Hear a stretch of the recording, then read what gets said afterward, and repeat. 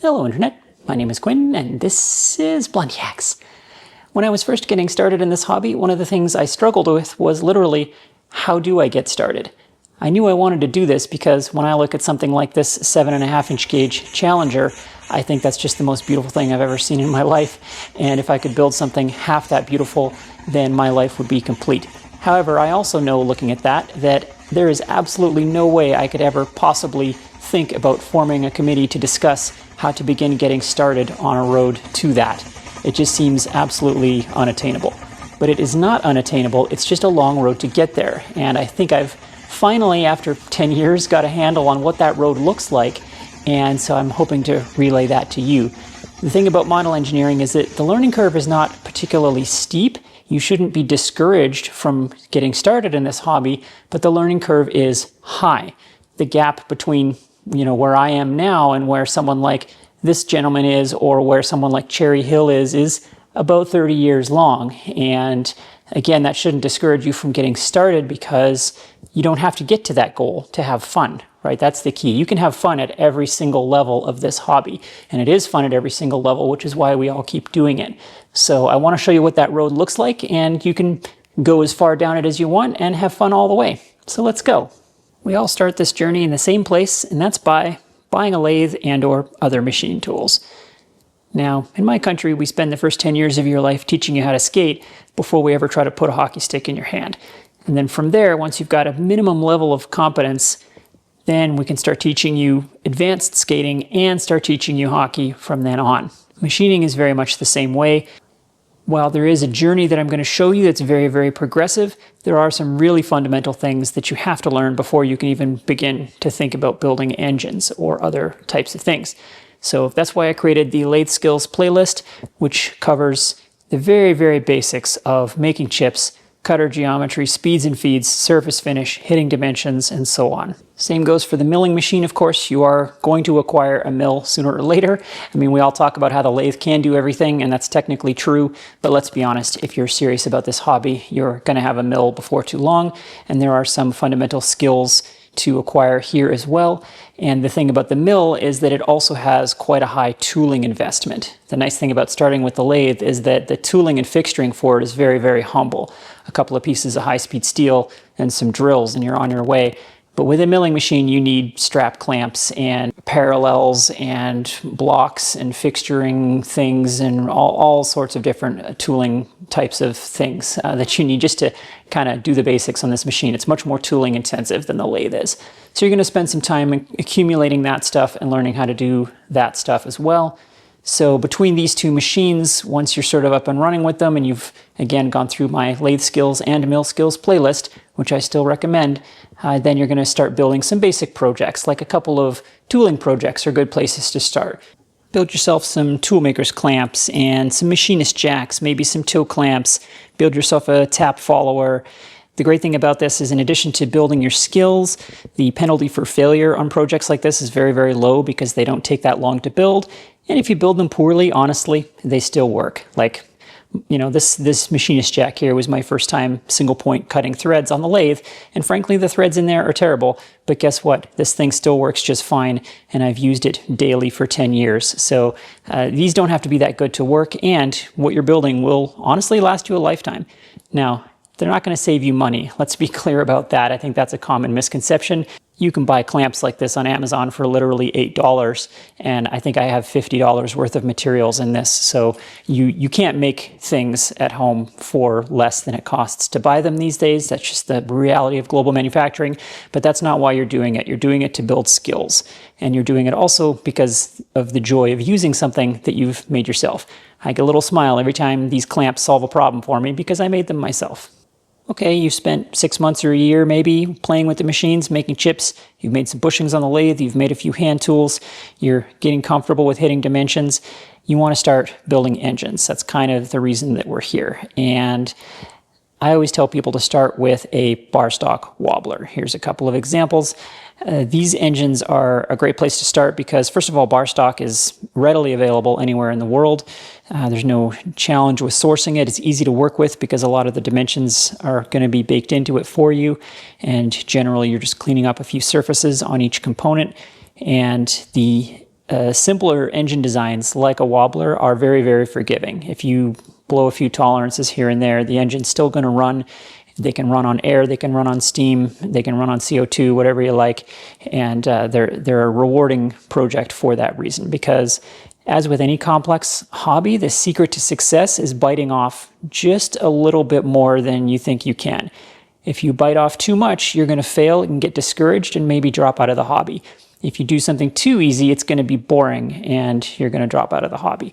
So you always want to push yourself just a little bit so that you are challenged, it's exciting, and then you feel great when you succeed, and then you can try the next thing that's just a little bit harder than that. This is literally the very first engine I ever built, and it ran first try, and that's largely down to, again, how simple these engines are. It's not particularly well made, this engine, trust me, but it runs great because these engines are so forgiving.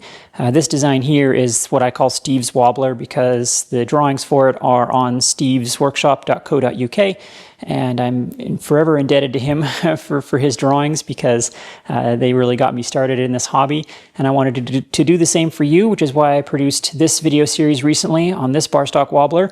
It's based on Steve's design. It's just a lowered part count, basically, and I also designed it to be made only on the lathe in case you want to do that. Regardless, any simple bar stock wobbler is going to be a great place to start, and it's going to run because they always run. In my humble opinion, the next step on your journey after a couple of bar stock wobblers is a simple casting kit for a stationary engine. Machining castings in a kit like this will teach you a number of very valuable skills for this hobby, laying out and machining castings, of course, and it also teaches you a ton about fixturing. Casting kits are really, they are like going to university for fixturing because every single one of them is a weird shape. It's difficult to know where you can clamp. You got to really be thinking about your reference surfaces and what you machine relative to what, how to indicate on what. It's also a masterclass in order of operations because if you don't make this feature before that feature, then you can't indicate that feature in order to make the other feature. So you're always thinking about that. You really got to plan ahead with every single casting, even the simplest component. This little crosshead casting here has 6 or 7 operations on it that all have to be done in exactly the right order or the result isn't going to be good. So this is really going to teach you so much. Even if you are going to be building things without castings in the future, you're going to learn so much doing this that will transfer. Casting kits also collect cat hair, FYI. The other great thing about building a casting kit is that the result is much more beautiful. I mean, bar stock wobblers are beautiful, all steam engines are beautiful, but casting kits really take the hobby to the next level. You'll end up with something that you'll be very proud to put on your shelf, and guests will ask about it and want to see it run. And it's a piece of art. So you can achieve a level of detail and beauty that you are going to struggle much more to do with something like a simple bar stock engine. Now, the thing though that I said at the top of this segment was a simple stationary engine casting kit, because there are some very elaborate casting kits out there. Marine engines and triple expansion engines with, elaborate coreless valve gear, and, you can go nuts with these things. But this here, a very simple single cylinder horizontal engine, double acting, is about as simple as this type of engine gets. And it's a great step up, but it's still very, very achievable for the beginning hobby machinist. And significantly, this will teach you how steam engines are supposed to run. Because unlike the little wobblers that are single acting and they spray air and steam everywhere, an engine like this is tight. It doesn't leak. Everything is sealed up. There's gland packing. Everything is gas tight. So when this engine runs, nothing comes out of it except blissful silence and a little puffs of steam from the exhaust stack. And this really shows you what a good running engine looks like. It's not the clown show that running a wobbler on steam is. The other thing I want to call out about a simple casting kit is that it teaches you how to organize and manage a machining project. This is kind of an intimidating thing when you first open the box.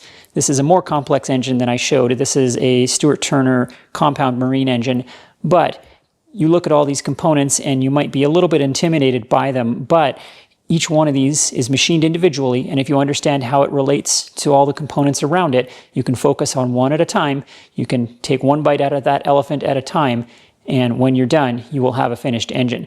But you're going to want to start by looking at all of the parts and figuring out what you should do first and in what order you should do things, and so on.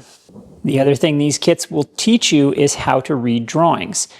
This engine here comes with this sheet of drawings, which has a little box for every single component. And this is great because you can look at a single component. You can just focus on this one component, and the whole thing as a whole can be very intimidating. But if you just look at one part, just spend a couple of weeks in this box right here and figure out how to read this drawing, understand what it's trying to tell you that this part is supposed to look like, and make it look like that, and then move on to the next. Of course, as I said, it does matter what order you build the parts in sometimes, so you're going to want to think ahead a little bit, but it allows you to build your skills gradually. You can start with some of the simpler ones before moving on to some of the more complex ones. The other great thing about a project like this is that there's no single point of failure. If you scrap a casting, assuming the company still exists, which most of these companies still do, you can order a replacement casting, or you can make a new part out of bar stock based on the drawings. That really reduces the pressure on you as the machinist. You don't have to be so worried about making a mistake, because a single mistake in any single component is not going to scrap the whole engine. The other reason that kits like this are great is that they will teach you how to read all different types of drawings. It's a fact that the quality of drawings varies dramatically in the model engineering hobby. Most are what you saw earlier with the Stuart Turner drawings. They're what we call best effort drawings. They aren't proper mechanical engineering descriptions of the parts. They are dimensions given either metric or imperial, but often with no tolerances on most dimensions. And you're just expected to hit every dimension to the best of your ability.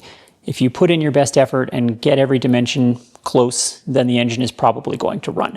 There may be tolerances given in places where it's really critical, piston fits, eccentric strap fits, things like that. But by and large, there's not nearly as much information as you would see in proper ISO mechanical drawings, such as this eccentric engineering kit. So these drawings are of unusually high quality for the model engineering space. This is the kit that I've actually built on my channel for a tool grinding system that runs on your bench grinder, and you can certainly build this if you're interested. But this is an example of a level of drawing that you're not typically going to see. Every single component, every single dimension has a tolerance on it, and there's proper scales and notations on every page. And again, this is a level of quality that you're not typically going to see, but it's helpful to see what this looks like and to learn how to interpret this, and also to learn how to navigate the simpler and older model engineering style drawings. Somewhere around this point in your journey, you've built one or two engines from casting kits and they're all looking beautiful. You're going to start to think about running on live steam. And you should be thinking about that, because running on live steam is a wholly different experience than running these engines on compressed air, which is how we all start. Running compressed air is easy and it's simple, doesn't require a lot of effort, but it's not nearly the sensory experience that steam is. And it also dovetails with the other urge that many of us have, which is to give these engines something to do. You want to build some electricity or pump some water and do something else along those lines. And those types of things are going to require more power than compressed air can give you at this scale. Compressed air really does not have a lot of energy in it. I mean, it does. Don't puncture your compressed air tank, but compared to steam, it really pales in comparison. Steam is where the real power is. And if you want to see these engines do some impressive things, then steam is what's going to get you there. An engine that size is big enough to pull you around on a cart. It really is. It has enough power to do that, or rather it has enough torque to do that. Steam engines have very impressive power to size ratios. However, to get that power, you really need live steam. This is a bit of a side branch, I guess, in model engineering. Not everybody goes into boiler building, and it's not mandatory. You can spend the rest of your life building cool engines and running them on air if you like.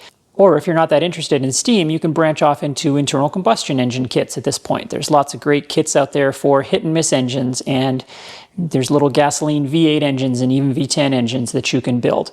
So that's another way to go, but that's not a route that I've taken, so I'm going to stick with steam for the remainder of this conversation, but just know that that also exists. I will say that internal combustion engines are much less forgiving. The nice thing about steam, and the reason it's such a popular hobby and the reason it dovetails so well with hobby machining, is that it is much more forgiving. Steam engines always run, but the better you build them and the more sophisticated the engine is, the more efficient they are. The more power they make for their size, the less water and fuel they consume, but they always run. Whereas internal combustion engines, if they aren't perfect, they don't run at all. And we've all experienced that. If you've ever owned an old car, you know if every tiny detail in that engine is not perfect, not only does it not run, but it's likely to grenade itself in very dramatic fashion. The flip side is if you get an internal combustion engine to run, it's likely running near peak efficiency. If it runs at all, it runs well. But it's very difficult to get them to run. Okay, but back to boilers. So the learning curve on boilers is unfortunately a bit steep.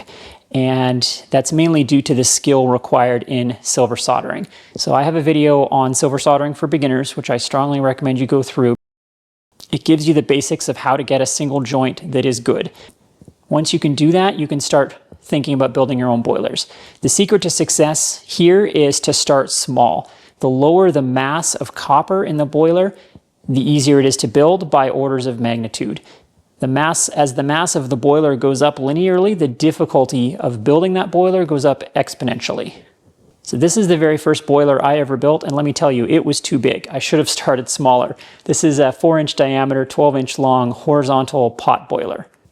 So it's about as simple in design as a boiler gets. There's no fire tubes, there's no smoke box, there's no firebox, nothing like that. However, it's literally just a copper cylinder. However, the size of it made this much more difficult to solder. Something more on the scale of these little tin toy engines will teach you a lot about silver soldering and boiler design and will help you graduate up to bigger things. Now, a boiler this small can't run an engine that size, of course, but you don't need a boiler this big to run that engine. That engine is actually a PM Research kit, and PM Research sells a boiler kit sized for that engine that's about 1/3 the size of this boiler. So that would be a great place to start. This is a really key point that I can always tell from my comments people don't understand about copper boiler building, is that the mass of the boiler is so key to how difficult it is to build. I think this is different than other activities, and that's why people don't understand it. If you're welding a large steel structure, it doesn't matter how big that structure is, the difficulty of each weld is the same. That is not the case with silver soldering copper boilers. The more mass of copper is in the structure, the more difficult every single joint gets. And the better your technique has to be, and the more you have to understand about the process to execute on it. So this was not a good choice for a first boiler. This would have been a good choice for maybe a third boiler, I think. And if you're interested in this boiler, this is actually an electric boiler, which was also a pretty good choice for a first boiler. It's also nice because you can run it indoors. It makes no fumes. This was built from a set of drawings in an old issue of Live Steam magazine. This was before YouTube for me, but I do have a series of blog posts on building this. Though I will caveat that the main value of those blog posts now is the link to the original magazine article, because I really did not know what I was doing when I built this boiler, and there's a lot of probably counter lessons in those blog posts. You will see me trying to silver solder this in all the wrong ways, so watch my video on silver soldering for beginners to learn how to do this. Don't read my blog post to learn about silver soldering, but if you want to see what the process of building this looked like, then there might be some value there. But now that I know a lot more about silver soldering, I don't actually run this boiler much because I don't trust it very much. Now that I know more about it, I know how bad these joints are. Now, it passes a hydro test, but that's not a complete picture of the health and safety of a boiler. And I know for a fact some of these joints aren't very good. So I don't really run it very much anymore. When I do, I keep it like 30 PSI, pretty humble. But I may actually rebuild this boiler because a large pot boiler that's electric is actually kind of an awesome thing to have for a model engineer, because as I said, you can run your engines indoors, and because it holds so much water, you can run engines for a long time without needing a feed water pump. So there's a lot of value in this design. I just don't trust my implementation. So someday I'd like to rebuild this. But I do recommend a simple pot boiler as your first boiler, because the small number of joints, it's just a piece of copper pipe with caps on the end and a couple of holes in it for some fittings. That's a really great place to start. Once you've built a pot boiler, then you can graduate to a very simple vertical boiler. A vertical fire tube boiler is more difficult to build than a horizontal pot boiler, but not tremendously so. If you build, again, a fairly small, size is important, and low fire tube count boiler, then you can have some success with real gas-fired boilers. And I do recommend gas-fired for your second or third and first boilers because gas-fired is much easier to build than wood or coal-fired. Solid fuel boilers require a lot more safety measures on them because you can't turn off the fuel source. Solid fuel boilers also require a wet firebox. You have to have a double wall structure containing water all the way around the fire.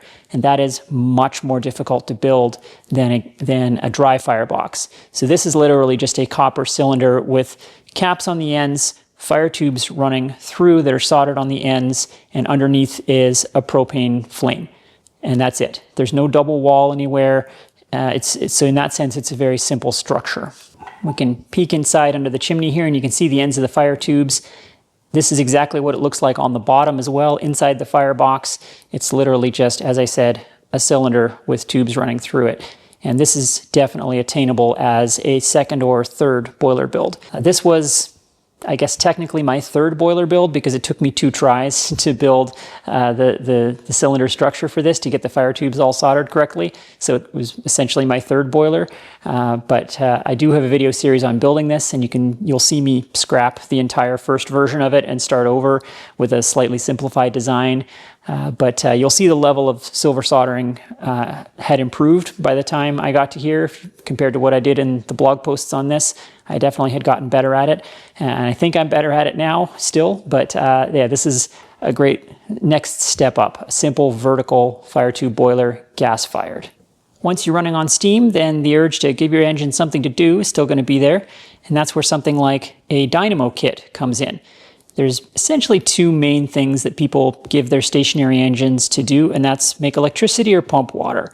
Electricity is the easier route. You can build something like this little dynamo kit from PM Research, and it's a nice straightforward kit, and it makes a definitely usable amount of power. This thing will put out about 12 volts, somewhere around 5 or 6 watts, which is enough to charge your cell phone, which is an amusing stunt that I did here on the channel. And you can have some real fun with it. You can light up some model street lamps or what have you. The other cool thing about this type of thing is you get to see how engines behave under load. Because if you're just running them on air on the bench, that's fun, but the engine is effectively idling. It's running ungoverned, so you're keeping the pressure and the volume down low so the engine doesn't overspeed, and it's not really working. And a steam engine under load behaves very differently, and it's very interesting to see. You can hear the engine working hard, you'll see it consuming water, you'll see the fuel get burned, and it's really neat to see what that looks and sounds like. The sound that a steam engine makes when it's working hard is very different than when it's sitting there idling, and it's very, very cool. It's neat to see something that you've built working hard, earning its living, and the sound is really, really cool. If you want to try pumping water, a great project is a casting kit duplex pump, which is the primary way that steam engines were used to pump water. It's essentially a steam engine that has another piston attached to it, and it oscillates back and forth, and one piston is the steam piston and the other piston is pumping water. Because of course, as we know, reciprocating engines are all pumps, so it's one pump running another pump so that steam can pump water. They're really neat to see in action, and they're a common thing used on locomotives for pumping water. The main feed water pump on a locomotive such as 2816 here is a duplex pump. Once you've started to accumulate these components, you've got an engine, you've got a dynamo or a pump, you've got a boiler, you have the makings of what's called a steam plant, and this is a common next step. At this point, you can add some infrastructure, such as a feed water pump. This is a hand pump, but you can also build a duplex pump, as I said, to allow the steam engine to pump its own water. The purpose of this is to refill the boiler while it's underway, because the limiting factor on how long an engine can run is, of course, the fuel source, but creating an infinite fuel source is easy. You can just put a huge fuel tank on it or keep piling coal in there. But the water's going to run out. And of course, this is a pressure vessel. You can't just crack it open and pour more water under there. It's under pressure. So you have to force water into it while it's under steam. And that's the role of the feed water system in a steam plant or other steam-powered systems. So again, as I said, you can do that with a hand pump, or you can do it with a pump that runs off of the engine to make it more kind of self-sufficient.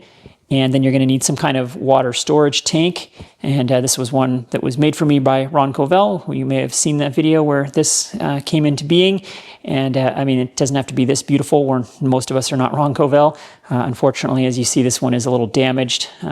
Sprocket had a bad day there, so I'm thinking about how to repair it. But it got knocked off the shelf. But with a water tank and a feed water pump, you can feed your boiler while it's under steam, and your steam plant can run for a long period of time.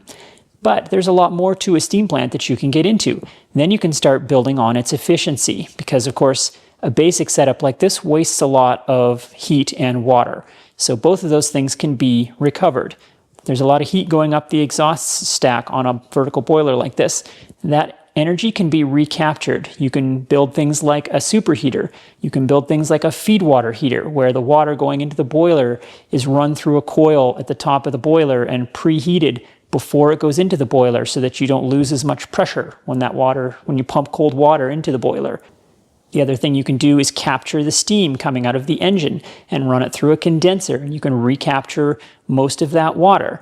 So it's fun to build all of these separate components that build on the efficiency of the engine. And once you've got all of these different components, the condenser and so on, it starts to look like an oil refinery, because there's tanks and plumbing and so on going everywhere. But you built it, so you know what it all does, which is really cool. And you can put it all on a nice board, and you can run it all, and you've got something that's running very efficiently. But it's cooler than that even, because what you've built then is a power station, essentially, right? And that stationary power station is a large, spread out version of what's on a locomotive. A locomotive is a rolling steam plant. It is a rolling power station. And that's still true today, by the way. Modern diesel-electric locomotives are literally hydrocarbon-powered power stations. They make electricity, and the electricity pulls the train. And that's not just an analogy. It's not like a hybrid car where it's sort of an electric power plant. They are literally electric power plants, in the sense that oftentimes if a small town has a power failure for an extended period of time, they will roll in a locomotive and run the town's power grid off of that locomotive. This is a thing that happens. So it's literally true that a locomotive is a rolling power plant. And it was true in the steam era as well. A steam power plant with all of those components, the feed water pump and the condensers and the superheaters and the feed water heaters, those are all intertwined and grafted into a small package on a steam locomotive. And once you understand how all of these systems work, when you go to your local heritage railway, you don't have to just marvel at all the plumbing and the hissing and the moving widgets on the locomotive. You can look at it and understand what it all does, which is super fun. It's no great shocker that this journey has been building a locomotive. Now, you might think this is kind of the end of the model engineering journey, but I would say it's the start of a whole new journey in a sense. You could call it the halfway point, I guess. But building a locomotive is something that a lot of us aspire to, and it can seem very intimidating. Again, when you look at that 7.5-inch gauge Challenger, you think, wow, that even after building casting kits and all that other stuff, that locomotive still looks absolutely impossible. But the good news is there's lots of entry points, lots of on-ramps into locomotive building that are not nearly so intimidating. So you've been watching me build the Pennsylvania A3 switcher from the Kozo Hilaoka book, and it's an absolutely brilliant way to get started. Unfortunately, that book is currently out of print and quite difficult to get. If you would like that book, I encourage you to write very kindly to the fine folks at Village Press and request a reprint. They have told me if they get enough requests, they will do a run. They're a small company and they're not going to do a print run unless they know they're going to get their money back. That's publishing for you. It's a hard business in that sense. They have to print thousands of these books and be assured that they will sell them all so they don't go broke. But write to them if you'd like this book. Now, that said, there are other options. Another great option is the cliche. There's so many of these out there, they're kind of a cliche now. Oh, I'm sorry, I had to do that joke. No, the reason it's called the cliche is because it's kind of a spiritual combination of the Climax and the Shay, which are two gear-driven logging locomotives famous for their power, and this is a gear-driven logging locomotive. What makes this such a great place to start is that it's a very simple engine. It's also, very importantly, a vertical fire tube boiler. Very early steam locomotives had vertical boilers on them for the same reason that I told you to build one. They're the simplest kind of boiler to build. So you can take your vertical boiler skills that you have and build a very achievable boiler for a beginner onto a locomotive, and that locomotive will run and it will pull you around the track. So if I had not been able to get the A3 book when I did, I would probably be building a cliché right now. There are other options as well, especially in the UK where this hobby is much more prominent. They have the titch over there, which is a simple little switcher, or I guess they would call it a shunter, that's so popular that there are books and videos and all kinds of resources for people building those engines. And you can get those as kits or as drawings, casting kits, etc. The more popular locomotives often have casting kits available for them. So the A3, for example, there are castings available for the cylinders, the drivers, and a couple of other components. That's what these drivers here were made from castings. But you can also build entirely from bar stock and sheet metal, which is mostly what this engine is. It's like 99% sheet metal. I've got a couple of castings in it, but that's just because viewers sent me the castings, so I decided to use them. The key point, though, here is that, again, this is the beginning of a journey. Building a locomotive like this from a beginner book or a beginner set of drawings is kind of step one. From here, you can get more and more sophisticated. Kind of the next level up after this would be to either build a more difficult locomotive from a book, something like Kozo's Heisler or Shea, or one of the more sophisticated British engines. Another option is to go much higher in detail level. Every locomotive build has a detail level that the builder has decided on, right? So what you see me building here is very low in that regard. The more advanced model engineers will, for example, make every single nut and bolt on the thing so that there aren't any slot-headed screws showing everywhere. Because, of course, in principle, it's supposed to be a scale model of the real thing. And so on the real thing, these slot-headed screws would be, the size of a watermelon, and that's ridiculous. They wouldn't use a slot-headed screw in that situation. They would use a hex bolt or rivets or other types of fasteners. So the real enthusiasts will make all their own hardware. But you don't have to do that. And as much as I enjoy removing all of the comments from the rivet counters who get mad at me because I'm not making every nut and bolt, you don't have to start there. And doing that level of detailing adds a lot of time to the project. So for me personally, I recommend you build a simpler locomotive that is focused on getting it finished and getting something that runs so that, again, you have that success. You've bit off just the right amount to have success, but still be challenged. And then on the next one, then you can step it up a notch. So on the next locomotive, I intend to get a little more serious about taking photos of the prototype and looking at the details and trying to recreate the details. If you want to see what that looks like, incidentally, I recommend Nigel over at Go Create Hobby Machine Shop. He's building a 5-inch gauge Lion locomotive, and he's building it to an excellent standard, a much higher detail level than you see me doing. And he's looking at the reference photos, and he's making the square-headed bolts, and he's doing all of the little brass details. He even invented some tiny woodworking machinery techniques to cut the tiny rabbet joints on the boiler cladding, the wood planking, and so on. So it's wonderful to watch. And if you want to see what the next level or couple of levels up from a build like this looks like, you should go watch his channel. Along those lines is another level up is developing your own drawings. So I'm building this locomotive from Kozo's drawings. He has sat down and designed this. People do it in CAD or with traditional drafting methods, but either way, you have a set of drawings. I have a set of drawings for every part in this locomotive. I didn't have to do that. The next level of hardcoreness, if you like, is to go to, say, the Historical Society for the Railroad. Let's say I go to Canadian Pacific. I want to build a model of 2816 at 1/8 scale. I go to the Historical Society and I get the drawings for the full-size locomotive, which are generally available if you know who to ask, and people are happy to provide them for you. And then you scale down those drawings yourself and you make a plan to build that locomotive. Now that is easy to say, but it is a serious endeavor because you cannot just scale down every part. The physics don't scale down and detail does not scale down linearly. So it's easy to say I'm going to take a 1-to-1 drawing of the 2816 and divide everything by 16 and build a 3.5-inch gauge model. But if you do that, first of all, nothing's going to fit because, as I said, all of the details, if you just scale them down, a lot of the smaller details will disappear or become too small for you to make. and the parts aren't going to fit together right. And most importantly for model engineering is the physics doesn't scale down linearly. Steam pressure and thermal coefficients and pressure differentials and all the different things that go into how a steam engine runs do not scale down linearly. So the boiler has to be designed by someone who understands boiler design at this size in order to end up with an engine that runs.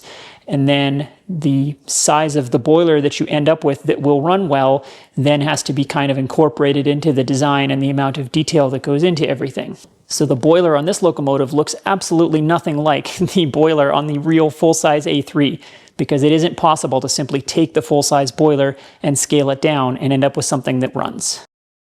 Also, if you did that, you would end up with something impossible to build because, again, full-size locomotive boilers have sometimes hundreds of fire tubes in them. And if you scaled all of those down 1/16, you'd end up with something with tubes that were so tiny and so numerous you couldn't ever hope to silver solder them. And even if you could, the resulting boiler wouldn't be efficient. It wouldn't run properly. The internal volume wouldn't be the correct ratio to the size of the fire grate and so on. These things all matter. So once you get to that point of trying to design your own model from prototype drawings, now you need to start reading the books on boiler design. You need to start reading the books on the physics of steam and understand what you're doing. Or alternatively, buy those things from people who know what they're doing. There are, for example, boiler makers out there who will make you a boiler for a 7.5-inch gauge Great Northern or a 7.25-inch gauge Shea. And someone who knows what they're doing has done the math and can design a boiler for you that will work. And there are standard designs out there for the popular locomotives. Whatever, especially the British ones, whatever British locomotive you want to build, someone has probably designed a boiler for that at every scale that is known to work. And you can get those drawings or you can pay someone to build that boiler for you. All of the running gear and so on scales down a lot better. Typically, you can scale down every single part 1/16 or 1/8, and it will probably work. But that's, again, easy to say. There's going to be lots of places where it doesn't quite work out. The other important thing is that tolerances do not scale linearly. You might need a 1 thou running clearance in a bearing for it to run well, and that might be the same clearance as on the full size. So if you scale down the entire part, let's say 16 times for 3.5-inch gauge, you don't scale down the tolerances because you'd end up with a tolerance that was, again, so fine you couldn't possibly hit it on hobby machine tools. I mean, you're talking about Swiss watchmaking tolerances at that point, but they don't have to be that fine. However, the percentage of the size of the part of that tolerance grows much larger, and that affects how all of these parts relate to each other. So again, there's a lot of experience required and a lot of understanding of how to build and design mechanical systems needed to do that scaling down. And I say all that not to intimidate you, but just to understand that by the time you get to the point where you feel comfortable doing that, you will be able to if you've built a lot of other people's designs. From here, then, it's pretty much just more complex, more sophisticated, higher detail level, and so on, to infinity and beyond. Then at this point, you can start building towards that challenger. Maybe you build a little switcher or shunter to start with, and then maybe you build a mountain or a logging locomotive. And then after that, you start to get into the bigger and bigger locomotives. Some of the really big ones, like the challengers and the big boys that get all of the attention, those are often built by groups of people because there does come a point where building these becomes a team sport because there's simply too much work for one person in a lifetime. Now, as I said, those locomotives that I showed at the beginning, those challengers were all built by single people. Those are the real heroes. But for example, there are a number of 7.5-inch gauge big boys out there, and especially the boilers for those locomotives. The large boiler building is absolutely a team sport because you need multiple people with multiple torches on that thing to get those joints to work. Or you're talking about TIG welding steel boilers, which is a whole other topic. But the workload becomes such that it's much more enjoyable if you have multiple people working on it. I mean, if you're going to build a big boy, you're talking about 16, 32, 64 of every single component. You've got 16 drivers, and every one of those drivers has associated valve gear and bearings and so on. And boy, those part counts really, really add up, and the volume of work becomes enormous, especially if you're talking about making all your hardware, making all your nuts and bolts and your rivets and so on. That's why you want to build up to that very, very slowly so that you not only have the skills to do all of that, but understand what you're taking on. Understand how much you're really biting off, because if you set out to build a Challenger, you're going to get 3 months into that and realize you're in way over your head, get discouraged, and bail out of the hobby and miss out on so much fun that you could have had. I kind of hinted at it there, but I've mostly sidestepped the question of scale or size in this video because I think the journey is more important than how big the thing you're building is. However, scale is also a factor in all of this. For example, once you've built a casting kit or two, you might wonder if you can build a larger casting kit. So this is a larger casting engine. This is the PM Research number 4 vertical. It's the largest casting kit they sell. And this is where you're going to find out how scale affects things, because these larger castings are much more work to machine in terms of time, because you're talking about more material removal, larger cuts, longer cuts. And some of the setups can be more challenging if your machines aren't big enough. Now, I built this engine on small machines, and I have a video series on doing this if you want to see what it looks like to build something this big with small machine tools. It can be done, but it is more challenging and more time consuming. However, I think a lot of beginners get fixated on size. They want to build big steam engines, and so they even run out and buy big machine tools because they have visions of building larger engines than this even. And I mean, if that's what floats your boat, great, but you shouldn't think that building bigger is automatically going to be cooler or more fun. I don't think it is, and in fact, it's a lot more time consuming, as I said. Even on a big machine, the bigger the parts, the more material removal there is involved, and the slower it all goes. A large casting kit takes a lot more time to build than a smaller one does. You're also going to burn through a lot more materials and a lot more cutters and a lot more consumables as you go along, so it's more expensive to build larger kits as well. Speaking of whatever floats your boat, the other thing I have completely avoided talking about here is the marine side of the hobby, which is very popular. It's not something that I'm into personally, so it's not something I can say a lot about, but if you're interested in steam model boats, that is a big thing. So if you like boats and you also like fine woodworking, that's a great dovetailing of those two hobbies. There's plenty of content out there, entire magazines and clubs devoted just to building model steam launches and other types of model boats, paddle wheelers, and so on. So that's a whole other thing, but that's not something I can speak too much. There are other paths as well. Let's say you're interested in steam and or early industrial technology, but trains are not your thing. Well, there was 100 years of heavy equipment before the invention of hydraulics. The big win of hydraulics was not so much the power, but the simplicity that they brought to the table. Every function of the machine, swinging, translating, digging, lifting, swinging, etc., everything can be done just by running a hose to that part of the machine.